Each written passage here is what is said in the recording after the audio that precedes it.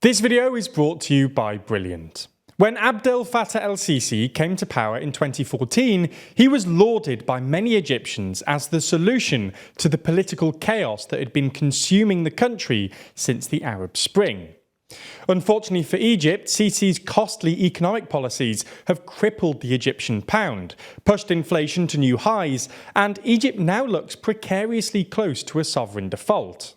So in this video, we're going to have a look at how Sisi came to power, Egypt's ensuing economic crisis, and what might happen next. So this story really starts with the Arab Spring.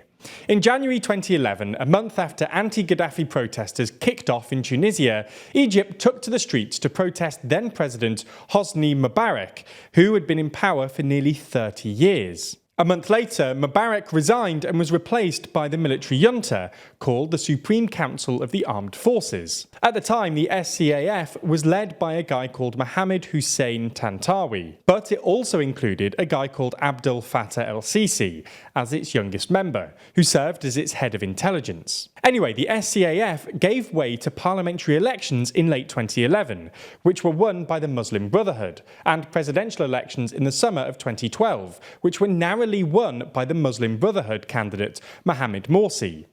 For context, the Muslim Brotherhood are a Sunni Islamist political group formed at the beginning of the 20th century that originally opposed British colonial control of Egypt. It started off as a pretty fringe group, but rose to prominence after the 1967 Arab-Israeli War, when it became the main political Islamist movement in the emerging ideological battle in the Middle East between political Islamism and secular Arab nationalism. Anyway, Morsi only won the presidential election with a narrow 51% majority. So when he tried to pass what was perceived to be a radically Islamic-leaning constitution, it sparked massive protests, and in July 2013, only a year after taking office, Morsi was deposed by a military coup. The coup was led by Abdel Fattah el-Sisi, who had been appointed Morsi's defence minister. Sisi appointed an interim president before running himself in the 2014 presidential election. The election was boycotted by the opposition, and Sisi won with 97% of the vote. Now, when Sisi first came to power, he was genuinely really popular. He only ran in the 2014 election when it became clear that there was popular demand for his candidacy, and the main opposition group, the Muslim Brotherhood, had lost all credibility after their tumultuous year in power, when they oversaw an endless saga of constitutional crises and a rapid drop in Egyptian standards of living. Sisi pitched himself as a moderate politician looking for consensus in a divided country. As a moderate Muslim, he was somewhere in between the Muslim Brotherhood and the secularists, and he promised that stability would bring economic growth. Originally, he was pretty successful at this, and Egypt's growth rate jumped from about 2% to about 5%. Sisi was helped by tens of billions of dollars in aid from Gulf states like Saudi Arabia and the UAE, who have always been wary of political Islamism and its revolutionary tendencies. However, in the decade or so since, Sisi has turned into a bit of an autocrat, and his misguided policies have pushed Egypt into an economic crisis. When he first came to power, Sisi immediately purged the army and jailed most of the senior members of the Muslim Brotherhood, claiming it was the necessary price for Egypt's political stability and asking that Egyptians be patient. However, 10 years later, Sisi is still as autocratic as ever. He's introduced various bills to give him more power over the media and jailed critical journalists, attacked Egypt's judicial system as ineffective and given himself the power to appoint top judges, and rigged elections by jailing prominent opposition figures. Sisi argues that these policies are still necessary to maintain stability, pointing to the chaos that surrounds Egypt in places like Libya and Sudan.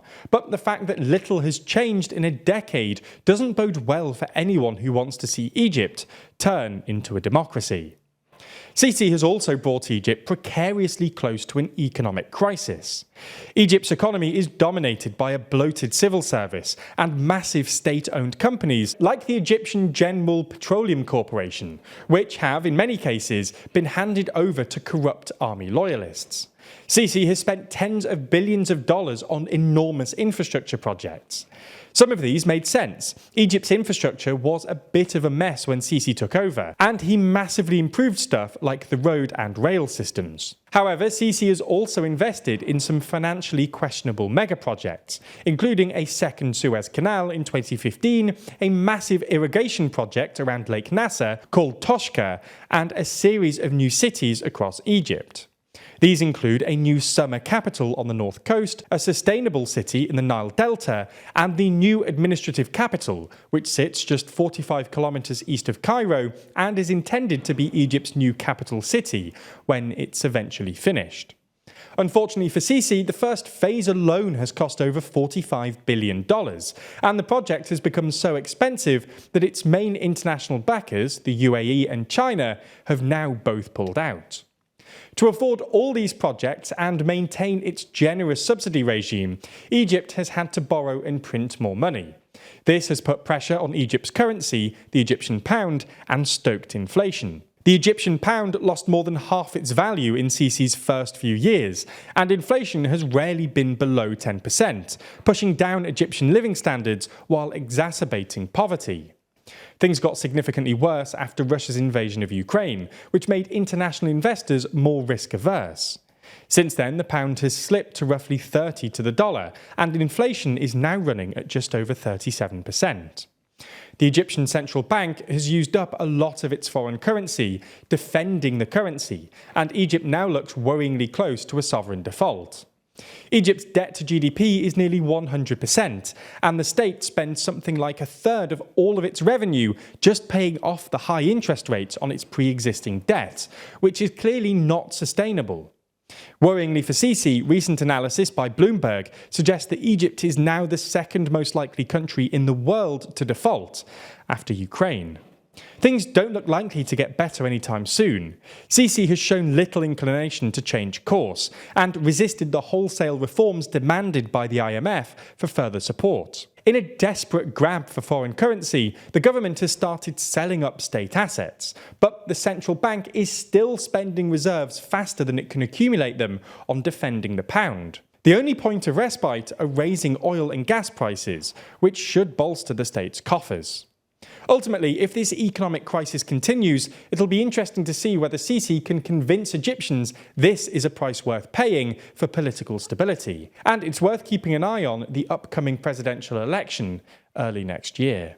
Now, you just spent around 8 minutes watching a video to help you learn about the world around you. And that feels good, right?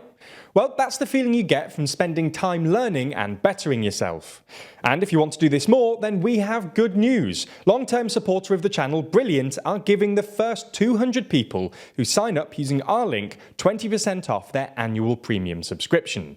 Brilliant is an interactive online learning platform which is full of all kinds of courses, which can help you improve your career and further improve your understanding of the world. They have more than 100 courses on everything from predicting with probability to how technology works to the concept of infinity. And these may sound like topics that you need to dedicate a lot of your time to, but you really don't.